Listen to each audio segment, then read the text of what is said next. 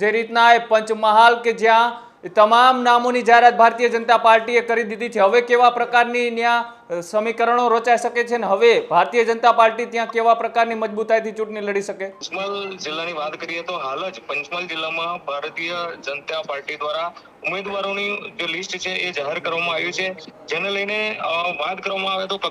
કઈ ખુશી કઈ ગમ જેવો જે માહોલ છે હાલ જોવા મળી રહ્યો છે. કારણ કે જ્યારથી સેન્સ પ્રક્રિયા ભાજપ દ્વારા કરવામાં આવી હતી ત્યારથી પોતપોતાની રીતે કોઈક ધારાસભ્ય, સાંસદ અને અન્ય કોઈ નેતાઓના કોન્ટેક્ટથી પોતપોતાની જે લોબિંગ છે એ ચલાવી રહ્યા હતા, જેને કારણે સૂત્રો દ્વારા જે માહિતી મળી છે જેના કારણે પંચમહાલ જિલ્લાની અંદર જે યાદી છે એ પણ વહેલી જાહેર કરવામાં ન આવી હતી. પરંતુ હાલ જે માહોલ જોવા મળી રહ્યો છે, હાલ જે લિસ્ટ જાહેર કરવામાં આવી છે ઉમેદવારોને લઈને, તેને લઈને કેટલાક જે યુવા ઉમેદવારો છે તેમને પણ જે છે એ તક આપવામાં આવી છે. તો કેટલાક એવા ઉમેદવારો છે જે છે કે જે 3 ટર્મથી જે ચૂંટણી લડતા હતા, 60 વર્ષની જે ઉંમર હતી, એવા કેટલાક નેતાઓ છે, એવા નેતાઓની જે ટિકિટ છે એ પણ જે કપાઈ છે, જેની જગ્યા પર યુવા જે ઉમેદવારોને છે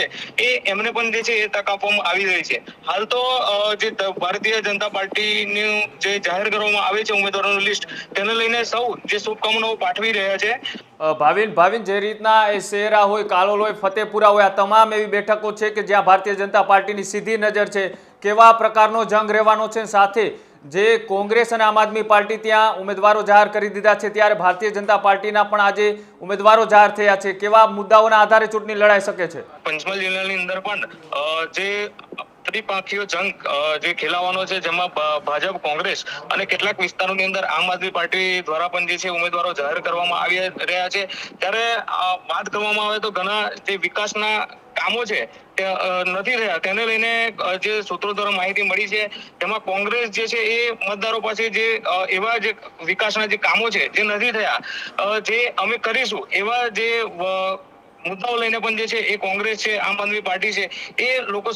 પાસે લઈને જવાના છે. અને જે રીતના તમામ નામો જાહેર થયા બાદ હવે બળબો થવાની કેટલી શક્યતા કે પછી તમામ ખુશ? હાલ તો જેમ પહેલા વાત કરી એમ, કારણ કે કેટલાક જે નેતાઓ છે, કેટલાક જે ટિકિટ વાંચુક જે ઉમેદવારો હતા કે જેમના અંત સૂત્રોમાં જે ચર્ચા થતી હતી કે અંત સમય સુધી જેમના જે નામો ચાલતા હતા અને અંત સમયમાં પણ કેટલાક નામો બદલાયા છે, તો કઈ ખુશી કઈ ગમ જેવો માહોલ હાલ તો જોવા મળી રહ્યો છે. પરંતુ ભારતીય જનતા પાર્ટી દ્વારા જે ઉમેદવારોની લિસ્ટ જાહેર કરવામાં આવી છે તેને લઈને જે બધાએ વધાવી લીધું છે અને હાલ કોઈ એવો માહોલ જોવા મળ્યો નથી.